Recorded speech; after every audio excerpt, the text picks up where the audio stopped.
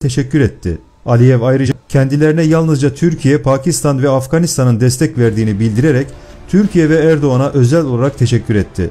Azerbaycan'ın Ermenistan'a yönelik gerçekleştirdiği operasyonda Azerbaycan Türk ordularının ilerleyişi devam ediyor.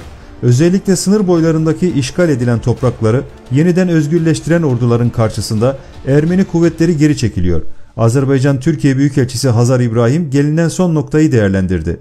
Hazar İbrahim, operasyonun sınır bölgesinde büyük bir kararlılık ile devam ettiğini, Azerbaycan ordularının da sahadaki ilerleyişini sürdüğünü ifade etti. İbrahim, bu zamana kadar işgal kuvvetlerinden 2300 kişinin etkisiz hale getirildiğini, pek çok motorlu ve zırhlı askeri aracın da etkisiz hale getirildiğini söyledi.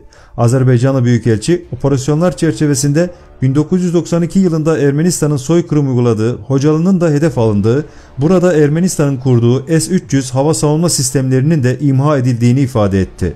Azerbaycan Savunma Bakanlığı